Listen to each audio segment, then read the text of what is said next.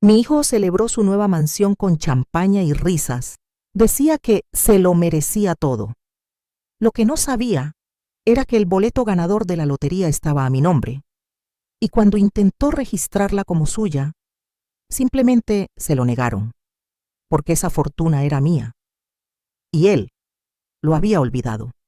Desde que nació, supe que Nicolás traería alegrías a mi vida. Fui madre soltera, y aunque pasamos momentos muy difíciles, siempre le enseñé que lo más importante no era el dinero, sino la lealtad y la gratitud. Pero a veces, el brillo del oro enceguece hasta el más noble. Y cuando le conté que había ganado la lotería con ese billete que compré con mis últimos ahorros, no imaginé que mi hijo se lo apropiaría como si fuera suyo. Todo empezó como una celebración familiar. Nicolás gritó, saltó, me abrazó y dijo: «Lo logramos, mamá». Pero con los días, ese «lo logramos» empezó a convertirse en mi premio, mi dinero, mi futuro. Yo lo observaba en silencio. No quería discutir. Pensaba que era solo entusiasmo, que se le pasaría. Pero estaba muy equivocada. Una semana después, sin consultarme nada, me dijo que ya había hecho el primer pago de una mansión en las afueras de la ciudad. «¿Con qué?», pregunté. «Con el dinero del billete, obvio», respondió. No mencionó que el billete estaba a mi nombre. Ni siquiera me preguntó si yo quería mudarme. Él y su esposa ya habían planeado todo. Me asignaron una habitación de visitas y me dijeron que lo mejor era que no opinara mucho para no arruinar la vibra. Ese día lloré en silencio en mi cuarto, no por el dinero, sino porque entendí que mi hijo no solo me había desplazado, sino que me estaba sacando de mi propio sueño. El billete lo compré yo. Fue mi número favorito, el mismo que usé cuando soñaba con salir adelante. Y ahora, ni siquiera podía opinar sobre qué hacer con la fortuna que había tocado mis manos primero. El colmo fue cuando escuché a su esposa decirle a una amiga por teléfono: «Con esto ya nos quitamos de encima a la vieja. Ahora tenemos lo que queríamos». Sentí un nudo en el pecho. No solo me estaban dejando de lado, sino que me veían como una carga, una molestia, alguien prescindible. Eso viniendo de la mujer por la que cociné, cuidé a su hija y la ayudé cuando tuvo su crisis de ansiedad. Fue devastador. Pero decidí no reaccionar con rabia. Decidí hacer lo que siempre supe hacer, actuar con inteligencia. Fui a la notaría al día siguiente. Llevé todos los documentos, el billete original y los comprobantes de compra. El notario me dijo algo que me hizo sonreír por primera vez en días. «Doña Laura, usted es la única titular legal de este premio. Nadie más puede disponer de esos fondos sin su autorización». Ese fue el momento en que supe que iba a recuperar mi dignidad. No solo el dinero, sino también el respeto que merezco como madre y como mujer. Y aunque sabía que lo que venía no sería fácil, estaba lista para tomar el control. La mañana siguiente a mi visita a la notaría, desperté con una claridad que no sentía hace años. Ya no era esa mujer confundida y herida. Era alguien que tenía en sus manos la verdad y, más aún, el poder. Preparé café, me senté en la cocina y comencé a planear. No para vengarme, sino para poner orden. Porque cuando uno ha dado toda la vida, lo mínimo que merece es respeto. Y yo no lo estaba recibiendo. Nicolás llegó como si nada, con sus aires de grandeza, hablando por teléfono con un arquitecto sobre la cascada artificial que quería en el patio de la mansión. Ni siquiera se dignó a preguntarme cómo había dormido. Cuando colgó, le pregunté si tenía un minuto. Me miró con fastidio. «Estoy ocupado, mamá. Después hablamos». Ese fue el momento exacto en que me prometí a mí misma que él también aprendería a escuchar. Me fui a la sucursal bancaria donde se había depositado el dinero del premio. Llevé el acta del notario, mis identificaciones y todos los documentos. La gerente me atendió personalmente. Le mostré los papeles y ella asintió. «A partir de ahora, nadie podrá mover ni un solo peso sin su firma directa, señora». Me temblaban las manos, pero no de miedo, sino de emoción. Había congelado todo el acceso al dinero. Nicolás aún no lo sabía. Esa misma tarde, Nicolás y su esposa invitaron a varios amigos a la mansión. Yo aún vivía con ellos, relegada a una pequeña habitación al fondo, como si fuera una sirvienta más. Me dijeron que no saliera mucho porque iban a grabar contenido y no querían interferencias. Esa fue la última vez que me quedé callada. Cerré mi puerta, pero encendí mi computadora y ahí escribí una carta que cambiaría todo. En esa carta les dejaba claro que el premio no era suyo, que no tenían derecho legal a tocarlo, que todos los gastos hechos hasta ese momento corrían por su cuenta y que, si insistían en usar el dinero como suyo, emprendería acciones legales, no por venganza, sino por dignidad. Porque aún a una madre se le respeta, y a una mujer que se ha partido la espalda por los demás, no se le tira apis a un rincón. Imprimí la carta y la dejé en el centro de la sala. Me fui sin decir palabra, con una pequeña maleta. Pasé la noche en casa de una amiga. A la mañana siguiente, tenía más de 30 llamadas perdidas. Nicolás, su esposa, su suegra, hasta su cuñada. Todos desesperados. Les habían congelado los pagos de la mansión. La constructora no podía avanzar. Los bancos habían sido notificados. Ya no podían hacer absolutamente nada sin mí. Y por primera vez, ellos sintieron lo que yo había sentido durante semanas. Impotencia, abandono, invisibilidad. La diferencia era que yo no tenía mansiones, ni lujos, ni fiestas. Solo tenía mi palabra, pero esa palabra valía millones. Cuando regresé por mis cosas, la casa parecía otra. No había música, ni cámaras, ni amigos tomando vino importado en la terraza. Solo el eco de un silencio incómodo y dos rostros desencajados, el de mi hijo y su esposa. Me miraron con una mezcla de culpa y temor. La carta aún estaba sobre la mesa, arrugada por tantas manos nerviosas. «¿Qué hiciste, mamá?», preguntó Nicolás como si fuera yo la que había cruzado la línea. Pero no respondí. Caminé despacio hacia mi habitación, sabiendo que esa escena no la olvidaría jamás. Tomé solo lo necesario, mi abrigo, los álbumes viejos que siempre guardo con recelo, y una bolsita con mis libros favoritos. Mientras guardaba todo, escuchaba sus pasos siguiéndome. «No nos puedes dejar así», dijo ella. «¿Así cómo?», le respondí. «Sin dinero, sin mansión, sin acceso a algo que nunca fue suyo». Sentí que por primera vez en años mi voz tenía peso. Ya no me temblaba la voz. Ya no necesitaba su aprobación. Era yo. Y era suficiente. Esa noche me fui a casa de Clara, una amiga de la infancia que siempre me había dicho: «El día que no puedas más, vente conmigo». Y así fue. Dormí en su sofá, pero dormí en paz. Mientras tanto, el caos en la mansión comenzó a escalar. Me llegaron mensajes de mis otros hijos. «¿Qué está pasando, mamá? ¿Congelaste todo? Nicolás está diciendo que lo dejaste en la ruina». Al parecer, no tardaron en pintar la historia a su favor. Me convertí en la mala que les arruinó la vida. No me sorprendió. Así funciona cuando uno deja de ser útil para los demás. Te acusan de egoísta por pensar en ti. Pero esa madrugada, entre el ruido de la lluvia y el crujido del sofá, abrí mi computadora y escribí toda mi historia. No para publicarla por fama, sino como una forma de liberarme. Titulé el archivo. La lotería fue mía, pero el verdadero premio fue despertarme. Cada línea era una cicatriz abierta, pero también una declaración de independencia. Al día siguiente, Nicolás intentó llamarme. No contesté. Luego me escribió un mensaje de voz diciendo que la constructora lo estaba amenazando, que ya había invertido mucho, que si no hacía el siguiente pago, lo perdería todo. Me pedía que pensara en su futuro. ¿Y el mío?, pensé. ¿Y mis noches en vela, mis años ahorrando centavo a centavo? ¿Dónde quedaron cuando él se compró relojes y bocinas de lujo con dinero que no era suyo?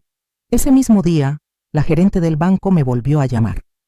Me felicitó por haber actuado a tiempo. Lo que hizo fue valiente, me dijo. Muchas personas mayores no reclaman lo que les corresponde, y esas palabras me hicieron llorar.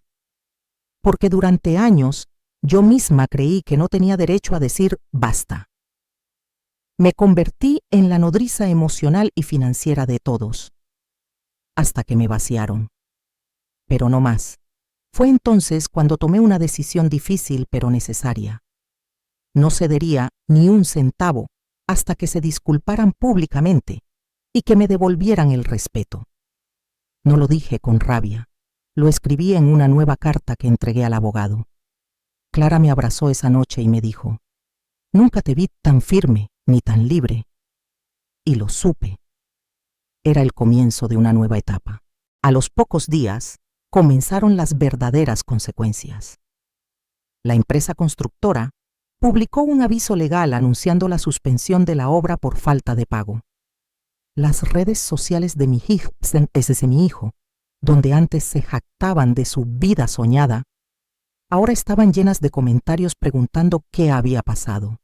Algunos se burlaban, otros lo defendían, pero todos sabían algo raro había sucedido, y en medio de ese escándalo, yo me mantuve en silencio. Silencio, pero no inactiva.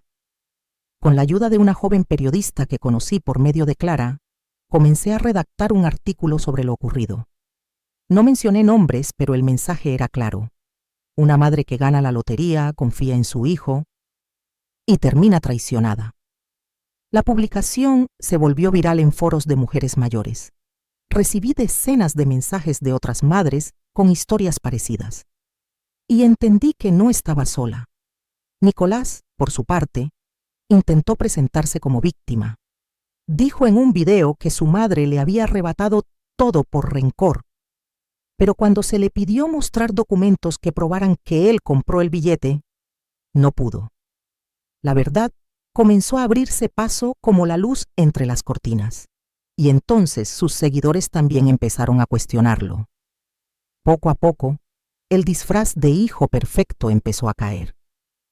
Una tarde, mientras tomaba café en el jardín de Clara, recibí una videollamada inesperada.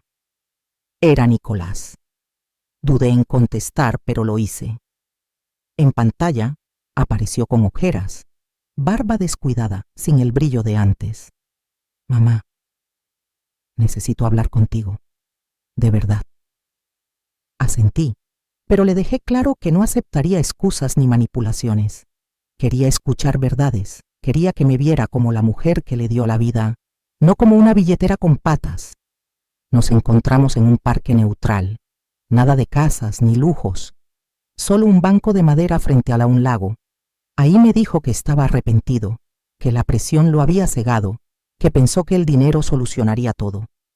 Yo lo escuché en silencio, y cuando terminó solo le dije una frase: «El dinero nunca fue el problema, fuiste tú». Y esa fue la primera vez que vi lágrimas sinceras en sus ojos en muchos años. No lo perdoné ahí mismo. El perdón, cuando uno ha sido traicionado, no se da como limosna. Se construye. Le dejé claro que para empezar a sanar tendría que devolverme algo que había perdido hace tiempo: la confianza. Le pedí que empezara por escribir él mismo una disculpa pública, no por mí, sino por la verdad. No por quedar bien, sino por empezar a cambiar, le dije. Aceptó. Y supe que algo, aunque fuera mínimo, comenzaba a moverse. Ese día no regresé a vivir con ellos. Me quedé en casa de Clara, donde por fin podía dormir sin sentirme usada. Pero había abierto una puerta, una oportunidad para que quizás algún día pudiera reconstruirse algo. No lo sabía aún. Lo que sí sabía era que por primera vez tenía el control. Y no era el dinero lo que me hacía fuerte. Era la dignidad recuperada. Pasaron algunos días después de ese encuentro en el parque, y aunque algo en su rostro me decía que había una grieta de remordimiento, no quería caer otra vez en su juego. Durante años me dejé llevar por sus promesas, por sus abrazos de hijo arrepentido que solo duraban hasta que el dinero volvía a circular. Esta vez sería diferente. Esta vez yo pondría las reglas. Así que me mantuve firme en casa de Clara, observando desde la distancia lo que él haría con la oportunidad que le di. Para mi sorpresa, unos días después, publicó un mensaje en sus redes sociales. No usó mi nombre, pero sí reconoció públicamente que el premio no era suyo y que había actuado con egoísmo. Era breve, tal vez algo impersonal, pero era más de lo que esperaba. Lo importante no era lo que decía el texto, sino que él, por primera vez, había expuesto su orgullo herido frente al mundo, y eso era un pequeño paso. Ese mismo día, mi nieta mayor, Sofía, me llamó. No sabía mucho de lo que estaba pasando, solo que sus padres estaban tristes y nerviosos. Le conté una versión suave, pero suficiente para que entendiera que su abuela ya no estaría tan disponible como antes. «¿Entonces ya no vas a venir a cenar con nosotros?», me preguntó con voz bajita. «Por ahora no, mi amor», le dije. «Pero eso no significa que no te ame con todo mi corazón». Fue la parte más difícil de toda esta historia. Mientras tanto, mi abogado me aconsejaba seguir adelante con el trámite para blindar legalmente el premio. No bastaba con haberlo reclamado. Había que asegurarse de que no pudieran volver a usar mi nombre, mis documentos o mi confianza para su beneficio. Me sentí vieja, sí, pero también lúcida.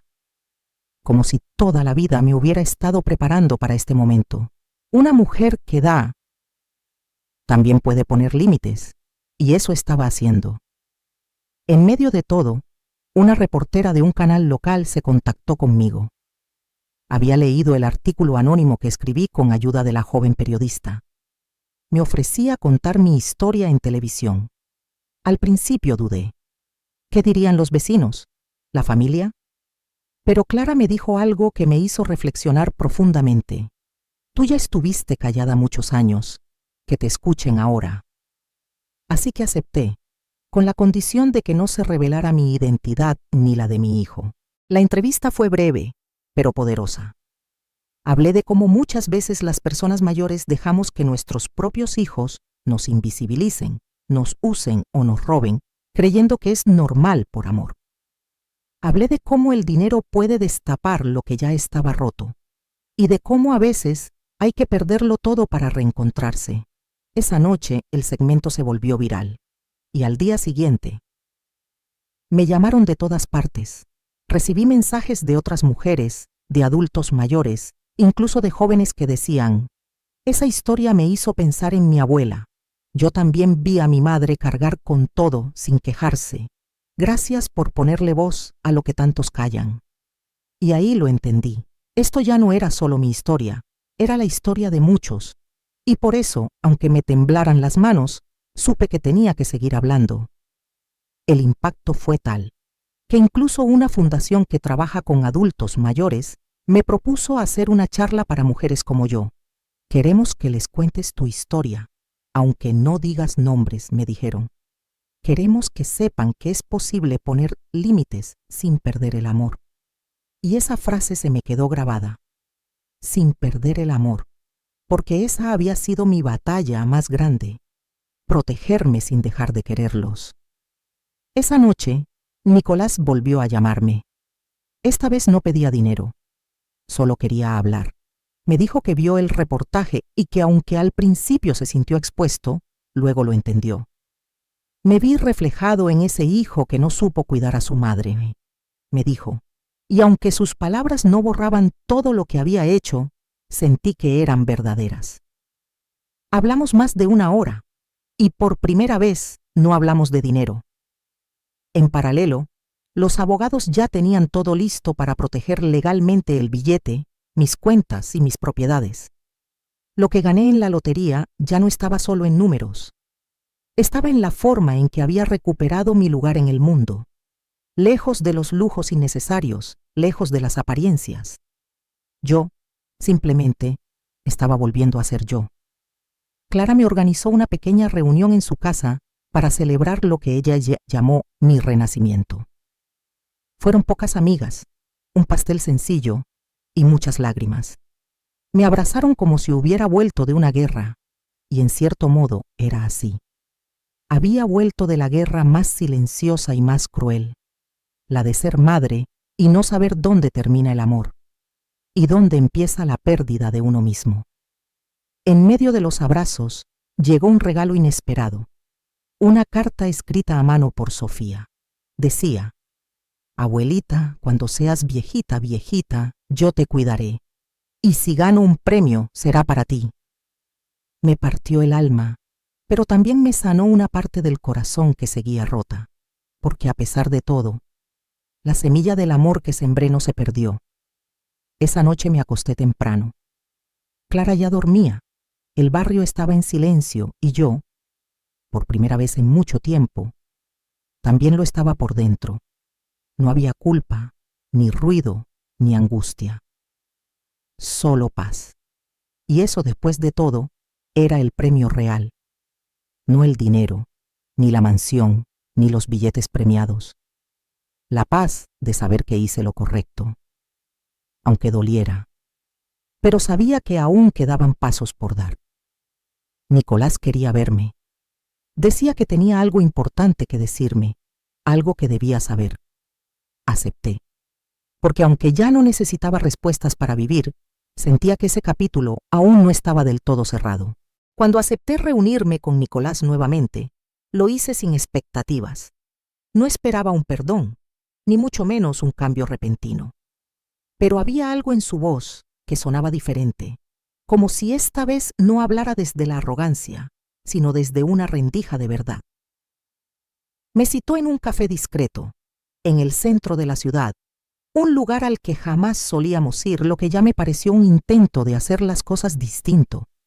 Llegó puntual, con ropa sencilla y sin ese reloj brillante que tanto le gustaba presumir. Y apenas me vio, se levantó y me abrazó. Un gesto que no recibía de él desde hacía años. Nos sentamos frente a frente, con las tazas humeando en medio, como si necesitaran suavizar lo que estaba por decirse. Después de un breve silencio, fue él quien rompió el hielo. Mamá, sé que arruiné muchas cosas y que tal vez no merezco ni estar aquí contigo, pero hay algo que necesitas saber, algo que no supe cómo decirte antes. Me quedé callada. Lo observé con esa mezcla de amor y prudencia que solo las madres conocemos.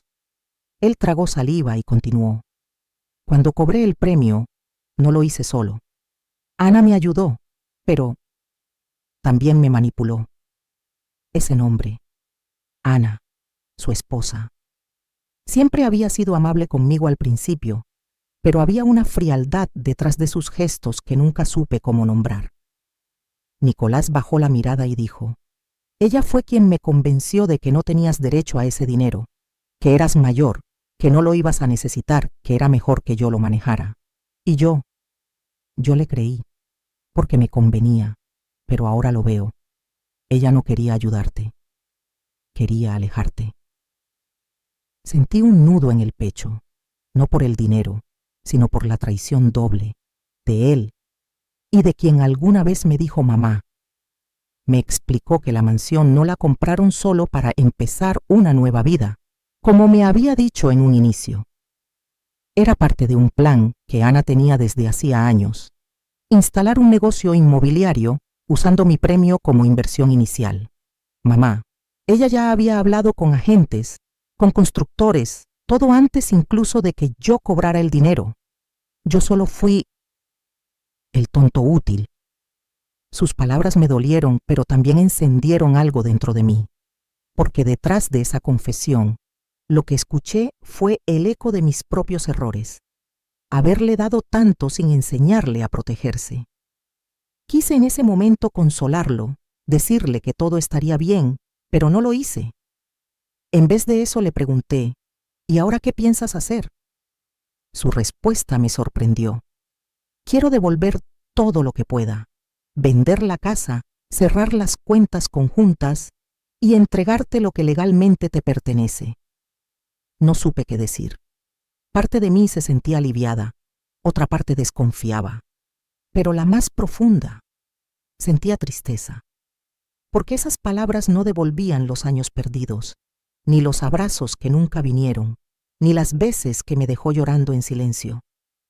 Me dijo que Ana estaba furiosa, que al enterarse de que él quería devolverme el control del dinero, lo acusó de traicionar a su propia familia. Irónico, pensé, porque su verdadera familia soy yo. Lo echó de la casa, le quitó el coche, las llaves y hasta el acceso a las cuentas. Nicolás se había quedado sin nada, excepto una pequeña maleta y su dignidad. Quiero empezar de nuevo, mamá, pero esta vez con la verdad. Lo miré, y por primera vez en muchos años vi en sus ojos al niño que alguna vez crié, vulnerable, arrepentido, y quizás listo para reparar lo que rompió.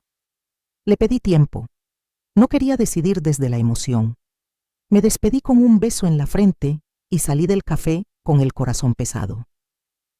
¿Qué se hace cuando el hijo que te rompió quiere reconstruirte con sus manos temblorosas? ¿Se acepta? ¿Se duda? ¿Se da otra oportunidad?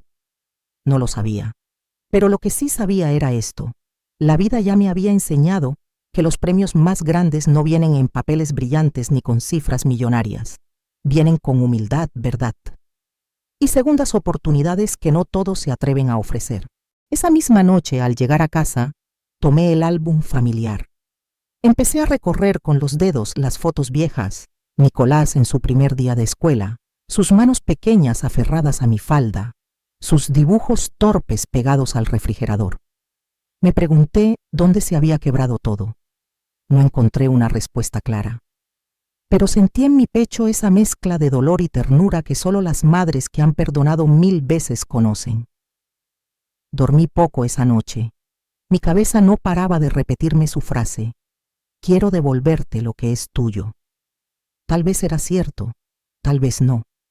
Pero lo que sí era real era que había dado un paso. A la mañana siguiente, decidí llamar a mi abogado. Le conté todo, con detalles. Él fue claro. Legalmente, si el boleto estaba a tu nombre y tú lo compraste, tienes todas las herramientas para recuperar ese dinero. Lo que hizo tu hijo se puede considerar apropiación indebida. Me estremecí. No quería enfrentarlo con demandas, pero si Ana ya había tomado control de todo, no podía simplemente sentarme a esperar que Nicolás cumpliera su palabra sin un respaldo. Le pedí al abogado que preparara una notificación legal, no para castigar, sino para protegerme, para evitar que alguien más volviera a usar mi confianza como excusa para robarme. Esa semana fue larga. Recibí varios mensajes de Nicolás diciéndome que seguía durmiendo en casa de un amigo, que Ana no dejaba de amenazarlo con exponerlo en redes como un mal hijo y un traidor. Me dolía oírlo, pero también sabía que él estaba pagando las consecuencias de sus propias decisiones. No era yo quien lo había echado de casa, ni quien lo había manipulado con promesas vacías, y mientras tanto, mis cuentas bancarias seguían congeladas. Mis derechos sobre el dinero del premio seguían sin ser restituidos. Así que respiré hondo y firmé los documentos que iniciarían el proceso legal. Por primera vez, yo también estaba tomando el control. El escándalo estalló una semana después. Ana recibió la notificación legal y reaccionó como un huracán. Me llamó gritándome cosas que prefiero no repetir. Me acusó de querer destruir a su familia, de ser una anciana resentida y manipuladora. No le respondí. Solo colgué. Pero algo en esa llamada me confirmó que había hecho lo correcto. Porque si el dinero no era mío, ¿por qué se sentía tan amenazada? ¿Por qué temblaba tanto por una simple demanda? Era evidente, había mentido, había tomado decisiones que no le correspondían, y ahora el castillo de arena que construyó se estaba desmoronando. Y ella lo sabía. Una tarde, Nicolás volvió a buscarme. Venía con una carpeta bajo el brazo. Dentro estaba todo: copias de los contratos, la escritura de la casa, los movimientos de las cuentas y, para mi sorpresa, una carta escrita a mano, la carta más honesta que jamás me escribió. Me pidió perdón. Me dijo que entendía si yo no quería verlo más, pero que deseaba arreglar todo. Me ofrecía cederme legalmente la propiedad que quedaba, devolver los fondos que aún tenía acceso y firmar cualquier documento que fuera necesario. No lloré. Ya no tenía lágrimas, pero le agradecí. Porque entendí que no siempre el perdón es para quien lo pide, sino para quien lo otorga y se libera del peso. Acepté parte de su propuesta, con condiciones claras, transparencia, distancia temporal y la firma legal de todo. No quería venganza, solo justicia y paz. Nicolás accedió. Ana, por su parte, abandonó la casa días después. No soportó la presión ni la caída de su imperio hecho sobre mentiras. Me quedé con la escritura de la casa, con parte de los fondos y con algo que no esperaba, una calma profunda. Porque entendí que había recuperado no solo lo que era mío, sino también mi voz, la voz que un día acallé por amor a mi hijo y que hoy me hacía justicia con dignidad. Ahora, cuando paso por aquella mansión que ya no luce tan brillante sin su dueña original, no siento rencor, siento paz, porque fui valiente, porque me escuché a mí misma, porque supe esperar el momento exacto para actuar, y porque al final el premio más grande no fue el dinero, sino descubrir que, aún después de todo, puedo reconstruirme, puedo protegerme y puedo empezar de nuevo. El proceso legal no fue rápido, pero sí firme. El abogado me mantenía al tanto de cada paso, y aunque los tecnicismos a veces me mareaban, cada avance me recordaba que esta vez no me iba a dejar aplastar. Se presentaron pruebas, grabaciones, incluso testigos. El nombre en el billete ganador era el mío, y los videos de la tienda mostraban claramente quién lo había comprado. No había duda. Aunque Ana intentó alegar que era un regalo para su esposo y que yo no podía reclamar nada, el juez fue claro. Los bienes deben respetar su origen, y no había documento alguno donde yo renunciara a ese derecho. Nicolás, con la cabeza baja, no dijo una palabra durante la primera audiencia. Supongo que entendió que ya no podía seguir huyendo. Durante esos días, mi rutina se llenó de silencios. Silencios llenos de preguntas, de memorias y de esa tristeza suave que aparece cuando te das cuenta de que la familia no siempre te abraza. A veces también te clava cuchillos. Salía a caminar por el parque, saludaba a los vecinos, me refugiaba en pequeños detalles, una taza de café, un libro, la compañía de mi vecina Rosa, que cada tanto se acercaba a preguntarme si estaba bien. Le decía que sí, pero por dentro me reconstruía a pedazos. No era fácil asumir que tu hijo había preferido el lujo a la lealtad, pero sí era necesario aceptarlo. Porque la verdad, por dolorosa que sea, siempre es mejor que vivir en una ilusión. Un día, mientras barría el porche, Nicolás apareció. Solo, sin Ana. Se le notaba delgado, ojeroso, derrotado. Se acercó sin hablar, como esperando que lo echara, pero no lo hice. Me miró y en su voz apenas quebrada dijo: «Perdí todo, mamá, vendí la casa, Ana se fue. Y tú sigues aquí». No supe qué decirle. Había algo en su tristeza que no era solo culpa. Era vacío, un vacío que solo se entiende cuando tocas fondo. Lo invité a pasar, preparé té. Y por primera vez en meses hablamos como madre e hijo, sin jueces, sin dinero, sin máscaras. Fue una conversación amarga, pero necesaria. Me contó cómo Ana había vaciado varias cuentas antes de irse, cómo vendió joyas, muebles, hasta el coche de lujo que habían comprado con su premio. Me dijo que ahora vivía en un cuarto alquilado, que buscaba trabajo y que no esperaba que yo lo perdonara, solo que lo escuchara. Y lo hice, porque al final sigue siendo mi hijo, aunque haya cometido errores graves. Le dejé claro que el perdón no significaba olvido, ni permiso para volver como si nada, pero sí le ofrecía algo mejor, una oportunidad de hacer las cosas bien desde cero, con humildad, sin privilegios. Él asintió, no pidió dinero, no me exigió nada, solo me dio las gracias por recibirlo. Me dijo que quería trabajar, que quería limpiar su nombre, que se sentía avergonzado de lo que permitió que ocurriera. Y aunque no supe si creerle del todo, decidí darle el beneficio de la duda. no porque él lo mereciera aún, sino porque yo necesitaba soltar ese peso. Ya no quería vivir con odio ni con cuentas pendientes. Había aprendido que a veces la mejor justicia no es la que castiga, sino la que pone límites claros y sigue caminando sin mirar atrás. Esa misma tarde le entregué una lista. Era una serie de condiciones básicas: transparencia, empleo formal, terapia emocional y, sobre todo, 0 contacto con Ana. Si cumplía con eso, podríamos ir construyendo una relación nueva, distinta. No como antes, sino mejor, con bases firmes. Le dije que no habría más ayuda sin pruebas de esfuerzo y que si fallaba, yo no volvería a abrirle la puerta. Lo entendió. Se fue con la hoja en la mano, en silencio.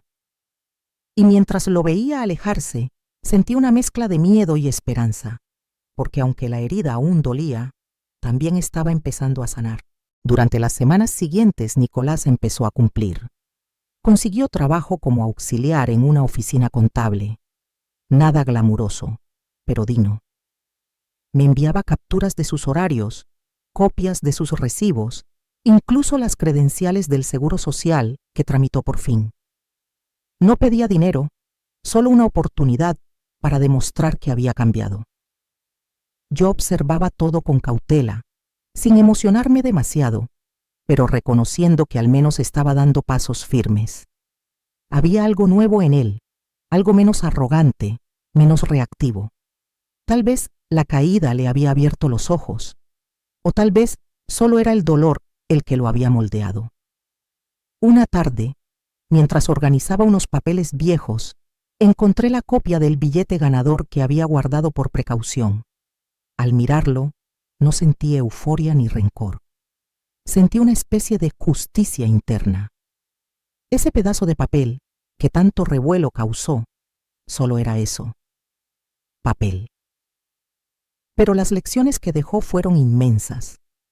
Me recordó que por años fui vista solo como la mamá, la abuelita, la que ayuda, pero nunca como alguien con valor propio, y que el dinero no te da poder. Simplemente revela quién eres en realidad. Ana mostró su verdadera cara, y Nicolás tuvo que mirar la suya en el espejo más cruel. Un día me llegó una carta del juzgado. El fallo era a mi favor. El dinero restante, aunque mucho menos del premio original, debía ser devuelto. Las cuentas a nombre de Nicolás se cerrarían y el remanente pasaría legalmente a mi nombre. No sentí celebración, sino alivio. No porque quisiera recuperar millones, sino porque finalmente se había hecho justicia. Lo llamé para avisarle. Le dije que no lo hice para arruinarle la vida, sino para proteger lo que me pertenecía, y para que aprendiera a valorar las cosas no solo cuando las pierde, sino cuando las tiene en sus manos. Fue entonces cuando me pidió algo que no esperaba. Me preguntó si podía ayudarle a alquilar un pequeño departamento. No lo exigió, ni lo pidió como favor. Solo quería que el contrato estuviera a mi nombre para facilitarle la aprobación. Dudé unos segundos, pero acepté. No por él, sino por mí. Porque aprendí que ayudar no significa permitir abusos y que establecer límites no significa dejar de amar. Firmamos juntos, le entregué las llaves y le deseé suerte. Pero esta vez, sin lágrimas, sin discursos, sin promesas vacías. Solo con un apretón de manos y una nueva etapa por delante. Querida audiencia, si esta historia te está tocando el corazón o te ha hecho reflexionar, no olvides apoyarnos con un me gusta y suscribirte al canal. Tu apoyo hace posible que sigamos compartiendo estas historias reales que tantas veces quedan en silencio. Esa noche dormí en paz, no por el dinero, no por los papeles firmados, sino porque finalmente me sentía en control de mi vida. Ya no era la madre sacrificada en segundo plano. Ahora era una mujer que supo poner un alto, proteger lo suyo y encontrar dignidad incluso en medio del dolor. Lo que empezó como una traición con un billete, terminó como una transformación con carácter. Y aunque no todos los finales son felices, al menos me encontró de pie. Pasaron 3 meses desde que Nicolás se mudó a su nuevo departamento. Aunque no hablábamos todos los días, manteníamos una comunicación estable. Él me contaba cómo iba su trabajo, me compartía fotos de los almuerzos que cocinaba por su cuenta y me mostraba con orgullo los muebles sencillos que compró poco a poco con su salario. Se notaba que intentaba construir una vida más real, más humilde, pero también más honesta. Yo observaba desde la distancia, con una mezcla de orgullo silencioso y una cautela que aún no desaparecía del todo. Una parte de mí quería abrazarlo y decirle, lo lograste, pero otra parte aún sanaba. Un domingo, mientras arreglaba mis plantas, recibí una visita inesperada. Era Lucía, mi nieta. Tenía meses sin verla, desde el escándalo del billete. Estaba más alta, más seria, con una mirada que ya no era de niña. Me abrazó con fuerza, como si el tiempo no hubiera pasado. Me contó que vivía con su madre, pero que había decidido buscarme porque me extrañaba.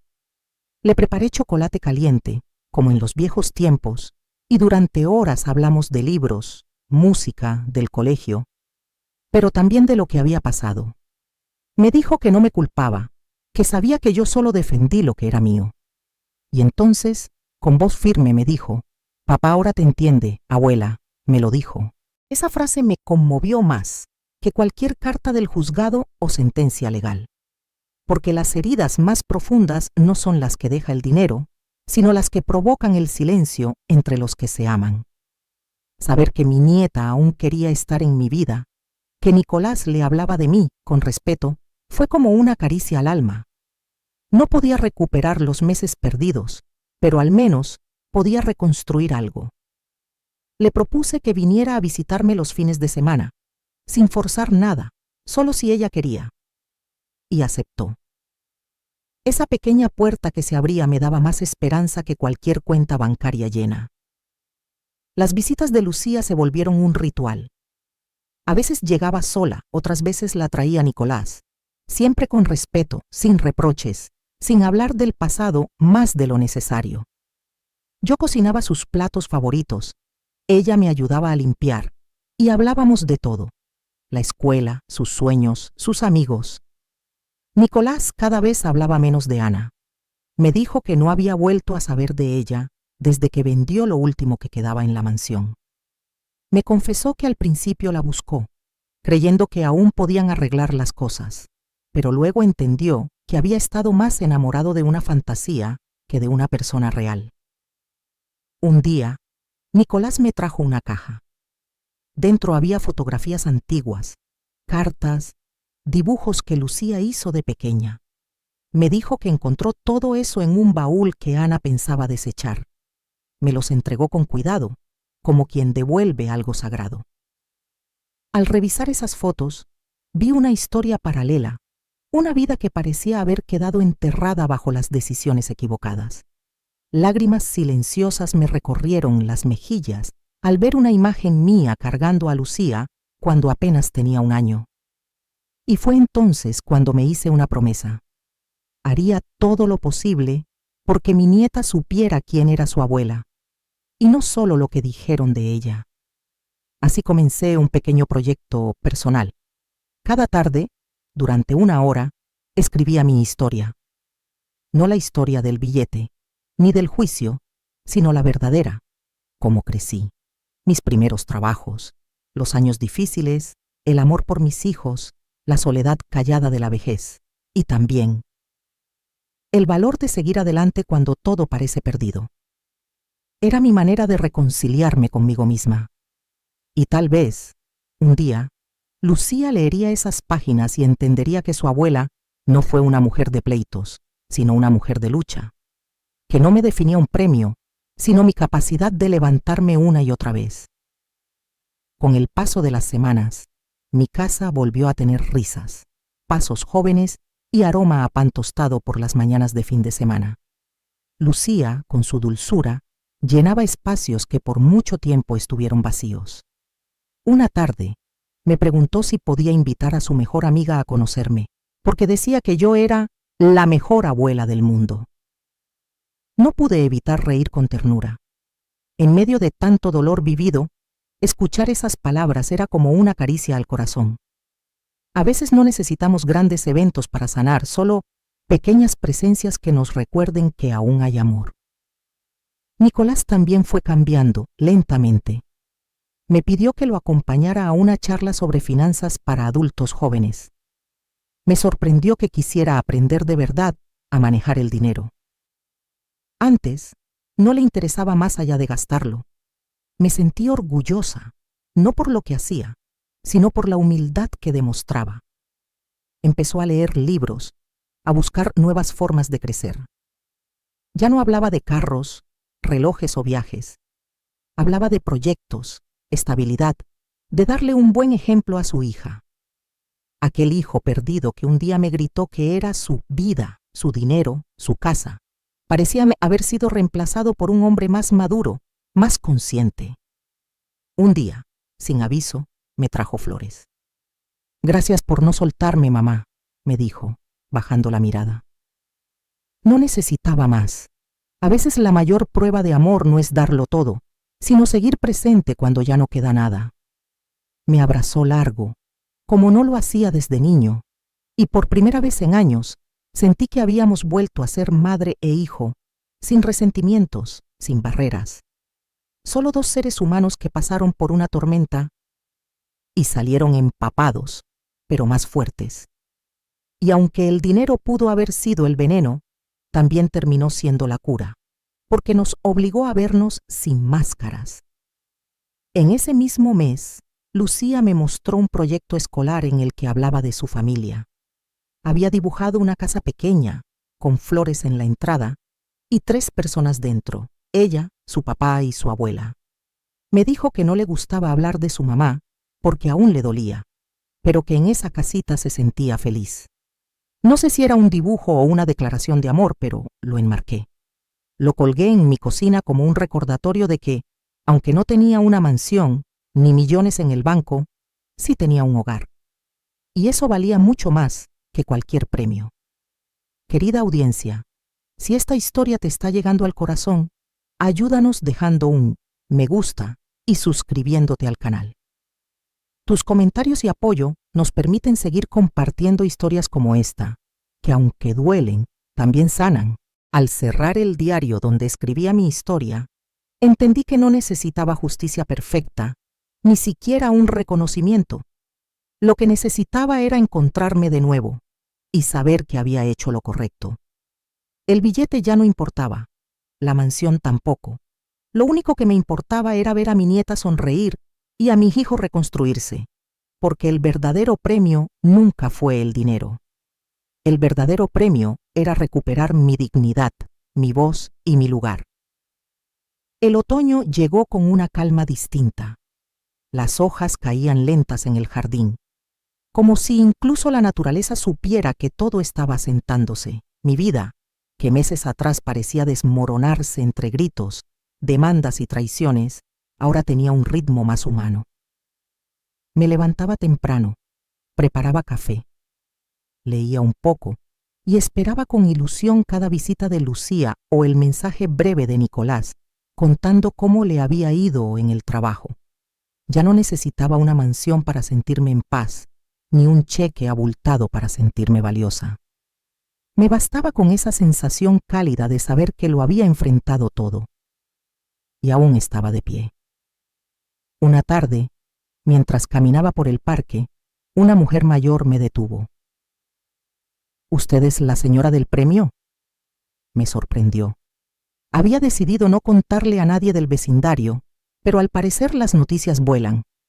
Le sonreí, algo incómoda, y ella simplemente dijo: «La admiro, no por el dinero, sino por cómo se defendió. Yo no pude». Se alejó dejándome sin palabras. Me quedé ahí, sentada en la banca, sintiendo que mi historia no solo había sido mía, que en el fondo muchas mujeres como yo han callado injusticias, han cedido por amor, han sido robadas en silencio, y que tal vez, al defenderme, también estaba hablándole al corazón de otras. Esa noche abrí de nuevo el cuaderno donde escribía mi historia. Pero esta vez no era solo para Lucía. Era para todas. Para las madres que dieron todo. Para las mujeres mayores a quienes el mundo invisibiliza. Para las que fueron usadas, calladas, traicionadas. Decidí que ese diario se convertiría en un libro. No por fama ni por dinero, sino porque nuestras historias merecen ser contadas. Empecé a buscar editoriales, a compartir fragmentos con amigas, y el eco fue inmediato.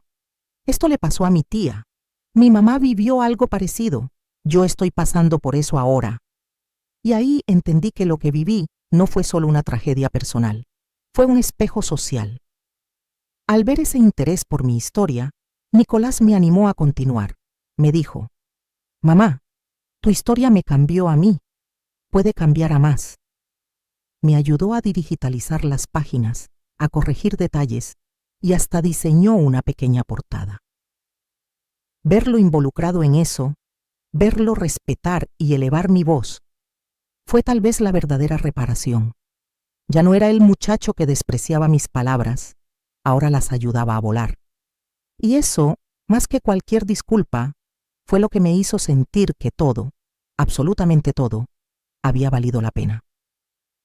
Un día recibí una llamada. Una pequeña editorial quería publicarlo. Me ofrecieron una edición limitada, con tapa dura. Algo simbólico pero hermoso. Cuando recibí el primer ejemplar lloré, no por vanidad, sino por todo lo que ese libro representaba. El silencio que rompí, la fuerza que redescubrí y la libertad que me devolví. Lucía me pidió una copia con dedicatoria. Le escribí: «Para ti, que eres mi esperanza. Para que siempre recuerdes que incluso cuando nos roban, podemos recuperar lo más valioso, nuestra voz». Querida audiencia, si alguna vez sentiste que nadie te escucha, que tu historia no importa, quiero decirte esto: sí importa, tu verdad, tus heridas, tu camino, todo eso merece ser contado. Así que si este relato te conmovió, te invitamos a dejar tu like y suscribirte para más historias reales. Porque aquí, tu voz también tiene un lugar. El día del lanzamiento del libro fue modesto pero emotivo. Una pequeña sala, sillas sencillas y un grupo de personas que habían seguido mi historia desde que se hizo pública.